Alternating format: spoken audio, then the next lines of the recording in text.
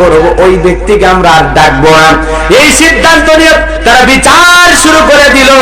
আল্লাহর এই বান্দা যখন জানতে পারলো তারা বিচার কার্য পরিচালনা করতেছে, তাদের কাছে তিনি আসলেন। এসে দেখেন তেনারা যে বিচার করতেছে বিচারটা সঠিক নয়, বিচারটা ভুল করতেছেন। বাদীর পক্ষে রায় না দিয়ে বিবাদীর পক্ষে রায় দিয়েছেন। যেটা অন্যায় সেটাকে সারা প্রশ্রয় দিয়েছেন, আর যেটা ন্যায় সেটাকে তারা একেবারে মাটির নিচে দাবিয়ে দিয়েছেন। একেবারে সত্যের পক্ষে বিচার না করে তারা মিথ্যার পক্ষে বিচার করেছেন, সঠিক বিচার না করে তারা ব্যাঠিক বিচার করেছেন। কিছু টাকা খাওয়ার আশায়, লোভ লালসার আশায়। কথা মনে হয় বোঝেন না, ভালো করে বোঝার চেষ্টা করবেন। আজও পৃথিবীর জমিনে টাকা পয়সা দিলে বিচারে এদিক সেদিক করা সম্ভব কিনা? আরো জোরে বলেন সম্ভব কিনা? টাকার জোরে দুনিয়া ঘরে, টাকা বড় ধন থাকলে টাকা পর মানুষ হয় রে আপনজন। অট্টালিকা বাগবাগিচা সুনাম যশের ডালা, হীরা জহরত পান্না চুরি স্বর্ণ মুক্তা মালা, টাকা দিয়ে সবকিছু যায় রে তাই কেনা। থাকলে টাকা হয় না শিশু আজানা ওয়াজানা। কথা বলে শিশুর দিকে টাকা পর্যন্ত ধরলে শিশু এরকম ধরে টাকা। কথা বলে থাকলে টাকা রয় না শিশু আছে নাওয়া জানা। বিচার আসার কোষ কাটারি টাকার জোরে চলে, টাকার জোরে মোকদ্দমার সাক্ষী প্রমাণ মেলে। টাকায় সুখ, টাকায় শান্তি, টাকায় কান্না হাসি। টাকা দিলে এই দেশেতে মতো হয়ে যায় ফাঁসি। টাকা যন্ত্র, টাকা মন্ত্র, জাদু তেলেসমাতি। টাকার পিছে হুন্নে হয়ে ছুটছে সকল জাতি। ভাইয়ের আমার দিলের কানটা লাগায় শুনবেন। ওই লোকটাকে তারা বললো তোমাকে তো আমরা এখানে ডাকি নাই, আমরা কি বিচার করলাম এটা তো তোমার দেখার বিষয় নাই, তুমি এখান থেকে চলে যাও। সবাই যখন লোকটাকে অপমান করে তাড়িয়ে দিল, আল্লাহর গোলাম ডেকে বলে তোমরা আমাকে যখন সহ্যই করতে পারো না, আমার কথা যখন তোমাদের ভালো লাগে না, যে এলাকায় অন্যায় হবে, জুলুম হবে, আমি বেঁচে থাকা অবস্থায় এটা সহ্য করতে পারবো না। অতএব তোমাদের গ্রাম থেকে আমি আলাদা অন্য আর একটা গ্রামে যা বসবাস করব, তারপরে আমি অন্যায়কে কখনো প্রশ্রয় দেব না। আল্লাহর এই বান্দা নিজের এলাকা থেকে ভিন্ন আর একটা এলাকায় চলে গেলেন। আল্লাহর বান্দা সেখানে যা বসবাস শুরু করলেন। তার একটা যুবতী মেয়ে ছিল, আর তার সাথে ওঠা বসা করতো তার একটা ভাতিজা। ভাতিজাকে ডেকে বলে ভাতিজা, যেই বলে চতুর্দিকে শত্রু বাইরে গেছে, এলাকার মানুষ আমাকে পছন্দ করে না, মেয়েটা আমার যুবতী হয়ে গেছে, মেয়েটার জন্য একটা ভালো ছেলে দরকার। কি দরকার? ভালো ছেলে দরকার। কথা বোঝেন নাই? এই কথা শোনার পরে ছেলেটা বলল চাচা, কতদিন ধরে স্বপ্ন দেখেছি আপনার মেয়েকে বিবাহ করব, আর আপনার বিশাল ধন সম্পদ আমি সারা দেখবে আর কি, বিয়ে করলে রাজকন্যাও পাবো, সাথে রাজত্ব পাবো, এটা আমার মনের আশা। ও চাচা, আপনি কি আমার বিয়ে, আপনি আপনার মেয়েটাকে কি আমার সাথে বিয়ে দিতে পারেন না? দেখে বলে না, আমি তোমাকে সন্তানের মতো দেখি, কখনো তোমার সাথে আমার মেয়েকে আমি বিবাহ দেব না, অন্য আর একটা ছেলেকে খোঁজো, আর না হলে আমি আমার মেয়ের জন্য পাত্র দেখব। ছেলেটা চিন্তা করলো, চাচাকে যদি পাত্র দেখার কথা আমি বলি, তাহলে কোথায় কিভাবে হঠাৎ করে মেয়েটার বিয়ে দেবে আমি টেরও পাবো না, আর এই সুযোগ আমি চাচাকে দেব না।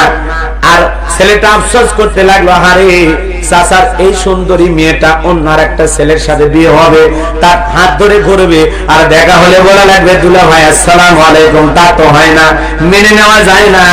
সে গোপনে গোপনে ষড়যন্ত্র করতে লাগলো, আর চাচার মুখের সামনে স্বীকার করলো, চাচা আপনার টেনশন নাই, আমি আপনার ভাতিজা, আমার চাচাতো বোনের জন্য কেমন ছেলে দরকার আমি এই ব্যবস্থা করবো, আপনার টেনশন করা লাগবে না। বলে তাই নাকি? বলে হ্যাঁ, নির্ভয়ে আপনি থাকেন, কোন টেনশন নাই। এইবার ছেলেটা মনে মনে ষড়যন্ত্র করতে লাগলো, হারে চাচার এত বিশাল ধন সম্পদ, আর অন্য আর একটা ছেলে বিয়ে করবে, আমার চাচাতো বোনকেও নিয়ে যাবে, চাচার ধন সম্পদ সব নিয়ে যাবে, তা তো হয় না। কি করা যায়, কি করা যায়? বলেন, মানুষ যখন খারাপ কিছু করার পরিকল্পনা করে, শয়তান কি দাওয়াত দেওয়া লাগে, নাকি শয়তান দাওয়াত দেওয়ার আগে হাজির হয়? কথা বোঝেন নাই মনে হয়। আল্লাহ রাব্বুল আলামিন বলেন, ওয়ালা তাত্তাবিউ খুতুওয়াতিশ শাইতান ইন্নাহু লাকুম আদুউম মুবিন।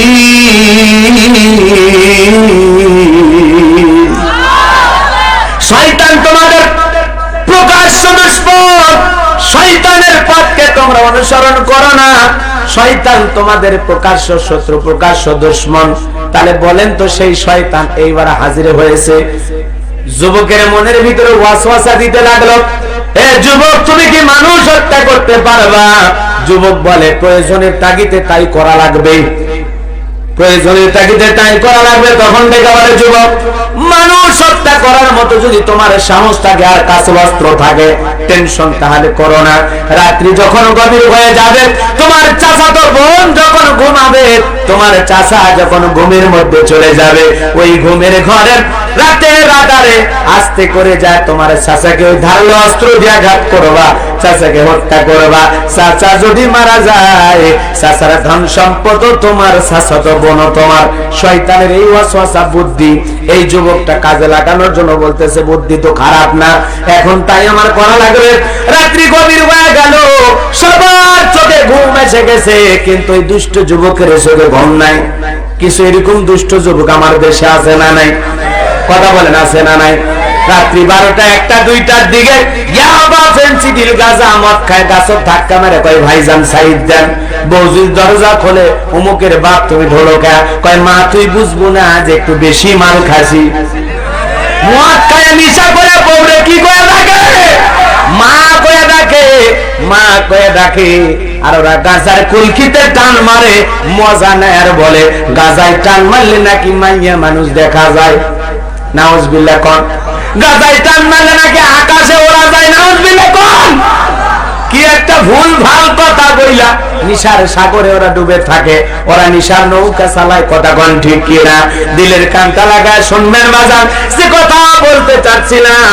এই জন্য আমার সমাজের যুবক যারা আছো বাবা, খবরদার ইয়াবা ফেন্সিডিল গাঁজা মদ বাংলা দেশি বিদেশি কোনো মদ খাওয়া যাবে না। নিশা করা হারাম করে দিয়েছেন কে? আরো জোরে কোন? এটা আমাদের যুব সমাজ, এগুলো নিশায় আসক্ত আছে না নাই? যুবকেরা কিশোর গ্যাং আছে না নাই? ছোট ছোট বাচ্চা। আরে আমি আফসোস, আমার এলাকায় আমি চলে গেলাম, 532 জেলা, নাম বইলে আবার স্কুলে বিপদ চতুর্দিকে। আস্তে করে বলতেছি, ছেলেগুলোর বয়স হবে খুব বেশি হলে 7-8 বছর বয়স। এক জায়গায় 8-10 জন বৈশা সিগারেট খাইতেছে। আমার দেখা মাত্র বলতেছে, হুজুর আসতেছে হুজুর। এই কথা বলে ওরা সিগারেট পেছন দিকে দিয়ে লুকিয়ে রাখলো। আমি যা কাছে বললাম, বাবা তোমাদের কাছে এগুলো কি? হুজুর সিগারেট। তো তোমাদের বয়স কত? বেশি না, জানিনি তো, 7, 8, 9, কারো 10। তা আমি বললাম বাবা ভালো, তো তোমরা খাচ্ছ কি? কই সিগারেট। তো বললাম প্যাকেট কই? দেখি 1 প্যাকেট নিয়ে এসছে, 1 প্যাকেট। তা বললাম টাকা পাইলা কই? এক ছেলে বলতেছে সিগারেট খাওয়ার টাকা কি এই বয়সে বাবার কাছে চাইলে দেবে না, বইলা বাবার পকেট থেকে নিয়ে আসছি। এরকম ছেলে পেলে আমাদের সমাজে আছে না নাই? না বইলা বাবার পকেট থেকে সিগারেট খাওয়ার টাকা নিয়ে যায়। আজকের এই ছোট ছোট বাচ্চাদেরকে শাসন করা কঠিন হয়ে গেছে। যুবকদের স্টাইল দেখে মাথা খেলে না, চুলের কাটিং দেখে শয়তান পর্যন্ত বলে জীবনে এইভাবে চুল কাটিনি। কথা কোন ঠিক কিনা? ওর চুলের স্টাইল কি? এক যুবক চুলে স্টাইল করে পিছনে লিখে রাখছে আর। আমি তখন বললাম, এই যুবক তোর পিছনে আর লেখা কেন? তোর নাম কি? রাজু। কয় না হুজুর। আপনি কি? কয় অ্যাঙ্গেলে মার দিছি। আমি অ্যাঙ্গেলে মার দিলে মানে চুলের পিছনে আর লেখা, তাড়াতাড়ি করে খুলে বল। তখন বলতেছে হুজুর মনে কিছু নেবেন না, আমার নায়িকার নাম রুজিনা, ওয়াকসারা আমি বুঝি না। তাহলে বিয়ের আগে যে নাম মাথার উপরে লেখা নিয়ে ঘরে, বুকের উপরে লেখা নিয়ে ঘরে, বিয়ে করলে ওই বউ নিয়ে আসলে ওর খবর আছে না নাই? আরো জোরে কোন খবর আছে না নাই? এই জন্য যুবক আজে মাঝে কাটিং দেওয়া যাবে না, উল্টা পাল্টা মডেল করা যাবে না। তোমার আমার চুলের স্টাইল হবে কোরআন সুন্নাহ মোতাবেক, যেইভাবে চুল কাটার কথা আল্লাহ রাসূল হাদিস শরীফের মধ্যে বলেছেন, আমাদের সেইভাবে চুল কাটার দরকার আছে না নাই? এই জন্য যুবক নায়ক নায়িকার মডেল ছাড়ো, আজে বাজে টাঙ্কু কাটিং, ফুকফাক কাটিং, ওই টিকটকের অপু ভাই কাটিং, এগুলো বাদ দাও। কথা কন না কে? যুবক মানুষ বিয়েই করে নাই, চুলের উপরে হলুদ কালার। কথা কন না কে? পাবনার ছেলেরা অবশ্য ভালো, কারণ এদের বাবা মা সবাই ভালো। আল্লাহ আল্লাহদের বাড়ি পাবনা, কথা বল না। এই জন্য দেখতেছি না ছেলেপেলেদের চুলের কাটিং ভালোই আছে, তারপরে দুই একটা যেগুলো আজে বাজে আছে ওগুলো চেঞ্জ করো, কথা বল না। ভদ্র ছেলের মতো চুলের কাটিং দেবা, তোমার বাবা ভদ্র, তুমি ভদ্র, ওগুলো আজে বাজে কি ফুংফাং কাটুন দেবা। চুল কাটে দিক দিয়ে বিট মারে, বিট মনে হয় নায়ক হয়ে গেছে, সিনেমা শুটিং করতেছে চেহারা গালি। হ্যাঁ, তুমি নায়ক নায়িকার কাটিংটা করা তো মেকআপ টেকআপ করে কালো হলে মেকআপ করে ধুলু হয়ে যায়, তো তুমি এই যে কাটিং মারতেছো তোমার কোন সিনেমা শুটিং আছে? কথা বল না কেন? তোমার কি সিনেমা শুটিং আছে? তোমারও সিনেমা শুটিং আছে, আসো এলাকার মেয়ে পটায়, কথা কন না কেন? ওই এলাকার মা বোনদের পটানোর ধান্দায় কাটিং কুটিং দিয়ে ঘরে, তারপরে ভাগ্যে দিয়ে একটা জোটে না, জুটবে কেমনে? নিশা করা সিয়া হয়ে গেছে, সিয়ারা হয়ে গেছে তো সিয়ারা আর নাই, কথা বল না কেন? তুমি 10 বছরের ছেলে সিগারেট টানা শুরু করছো, তোর জীবনে আছে কি রে? কথা কন। যে মুরব্বীরা সিগারেট খায়, চাচা মনে কিছু দেন না, মুরব্বী চাদর পরে আছে, যারা সিগারেট খায় ওই চাদর দেখবেন সিগারেটের আগুন দিয়ে পুরে পুরে খইচালা হয়, শার্ট হচ্ছে খইচালা, পাঞ্জাবি হচ্ছে খইচালা, তোর পাঞ্জাবি শার্ট চাদর যদি খইচালা হয় আর ভিতর তো হচ্ছে আটা চালা, কথা ঠিক কিনা? এই জন্য ছোট বয়সে নেশা করা যাবে? এ বাবা জীবনে কোনোদিন সিগারেট খাবো না, কারা কারা হাত তুলবে? খবরদার, যারা খাবেন তারা হাত তুলবেন না, যারা খাবেন না আল্লাহর কোরআন আমার সামনে যে হুজুর জীবনে কোনোদিন বিড়ি সিগারেট ইয়াবা গাঁজা মদ এমনকি প্রেমও করবো না বউ ছাড়া, অন্য কোনো মেয়ের সাথে না। কারা কারা এই ওয়াদাগুলো দিতে পারবে তারা হাত তুলবে। লিল্লাহি তাকবীর। যুবকদেরকে আল্লাহ কবুল করে। তাহলে কোরআন সামনে নিয়ে ওয়াদা করেছো জীবনে কোনোদিন সিগারেট খাবা না, বিড়ি খাবা না, ইয়াবা খাবা না, গাঁজা মদ খাবা না, পেন্সিলের মতো ঠিক তাকাবা না, মনে থাকবে তো ইনশাআল্লাহ? কথা ভুলে যাও না, কথা আমি ভুলে যাই নাই। যুবক রাতের বেলায় ঘুমাই না, মনে আছে না নাই? ভুলে গেছেন মনে হয়। এই যুবক এদিকে ওদিকে সেই দিকে যায়, আবার লাইন মতো জায়গা মতো ঘুরে আসবো, কথা কি বোঝা গেল? তোমরা টেনশন নিও না, সামনে যাই আরো দেখে তোমাদের উদ্দেশ্যে কি বলা যায়। এ যুবক ভাই, রাতের বেলায় ছেলেটা ঘুমায় না, জায়গা আছে, এইবার চাচার ঘরের দরজা খোলা, চাচাতো বোন ঘুমাইছে, গভীর রাত্রিতে ছেলেটা চাচার দরজায় যায়, চাচাকে হত্যা করার নিয়তে কাছাকাছি যায়, চিন্তা করে চাচাকে হত্যা করব, ঠিক আছে, কিন্তু লাশটা কোথায় রাখবো? শয়তান ওয়াসওয়াসা দিয়া বলে, যেই মুরুলদের সাথে তোমার চাচার ঝগড়া, যারা তোমার চাচাকে দেখতে পায় না, এই লাশটা গোপনে ওই জায়গায় রাখবা, তাহলে আর কোনো টেনশন নাই। এই যুবক তখন আর দেরি করল না, ঘুমন্ত চাচার মুখে দাঁড়ালো, অস্ত্র দিয়ে তুজুরে আঘাত করলো, ফিনকি দিয়ে রক্ত বের হয়ে গেল। আল্লাহর ভালো বান্দাটা জমিন থেকে বিদায় নিয়ে চলে গেল। এইবার রাতের বেলায় চাদর মোড়াইয়া দিয়া চাচার লাশটাকে কাঁধে করে নিয়ে যায়, যেই মুরলদের সাথে ঝগড়া করেছিল ওই মুরলদের বাড়ির ধারে লাশটা রেখে আসলো। আর যুবক মনে মনে ভাবলো, এই যে আমি এত বড় একটা কাজ করলাম, আমারে তো কেউ দেখে নাই। বলেন তো, দুনিয়ার সব মানুষের চোখকে ফাঁকি দেয়া যায়, একটা কুদরতওয়ালা চোখকে ফাঁকি দেওয়া যায় না। সেই কুদরতওয়ালাকে আরো জোরে বলেন কে? ইন্নাল্লাহা খাবীরুম বিমা তা'মালুন।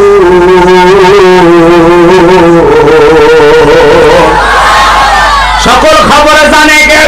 সবার আগে সব খবর আমার আল্লাহ জানে।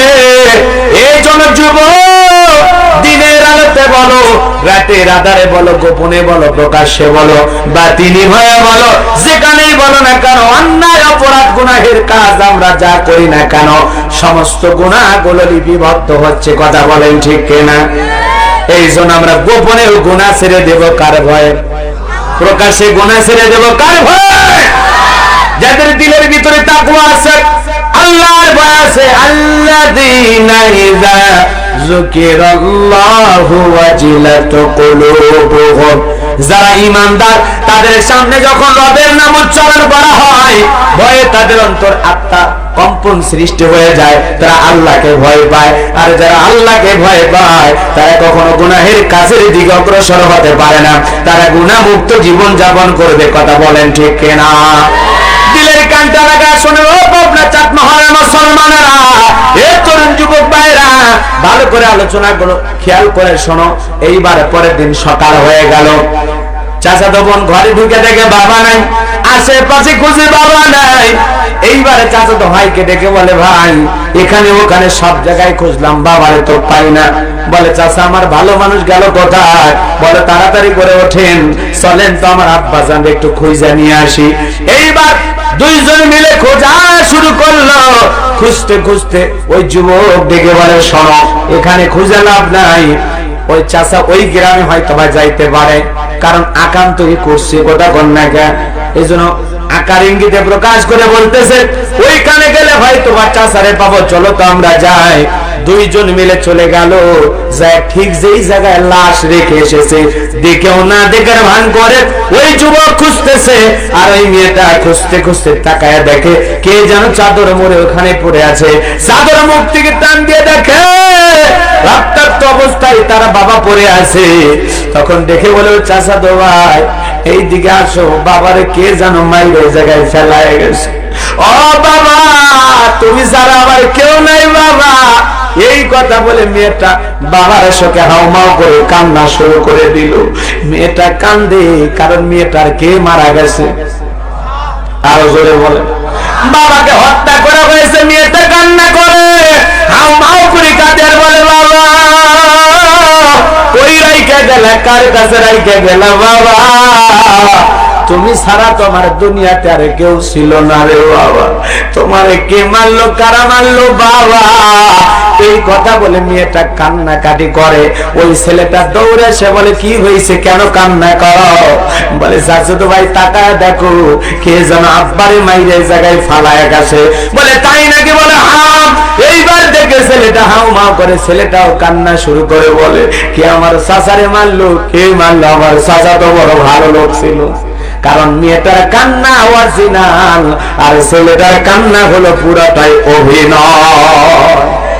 আজও পৃথিবীতে এই ধরনের মানুষ আছে, নিজে অর্ডার দেয়, মাস্তান ক্যাডার সন্ত্রাসী ভাড়া করে হত্যা করে, আবার নিজেই কান্নার ভান করে অভিনয় করে। কথা কন না গে? স্ত্রীকে ক্যাডার ভাড়া করে মারে, আবার নিজে কান্নাকাটি করে বলে আমার স্ত্রী বলো ভালো ছিল, তো ভালো ছিল লোক ভাড়া করলে মারলি কেন? কথা কন না কেন? আজও পৃথিবীতে এই ধরনের মানুষ আছে করে। আর সকালবেলা যা ফুলের মালা নিয়ে যা বলে বড় ভালো লোক ছিল।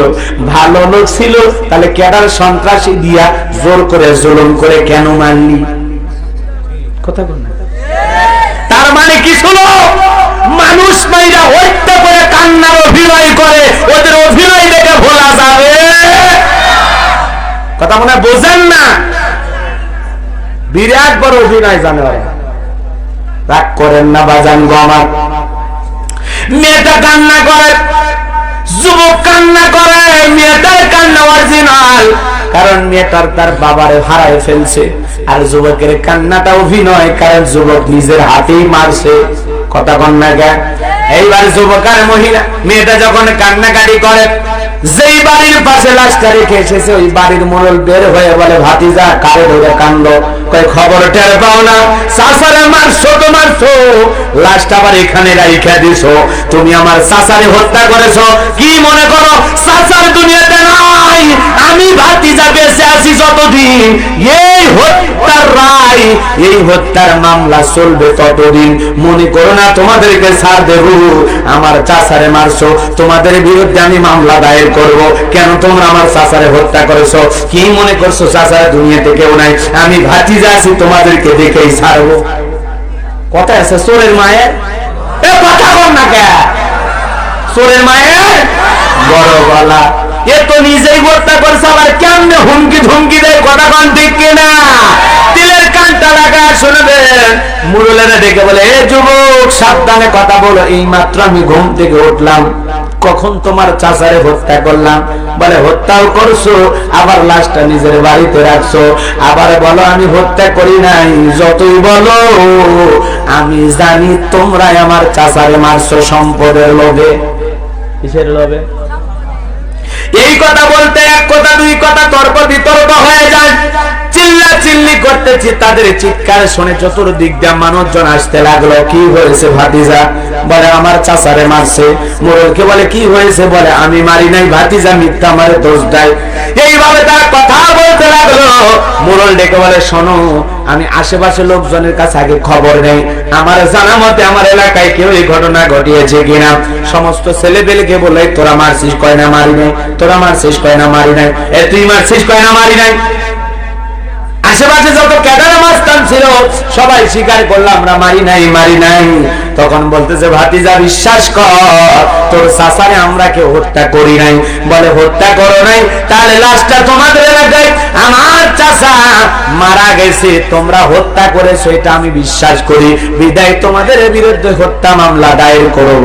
এই কথা যখন বলল, ওই হাজার হাজার মানুষের মধ্য থেকে একজন বলে শোনো, চাচা বলতেছে আমি হত্যা করি নাই, আর এই ভাতিজা বলতেছে তোমরা মারছো।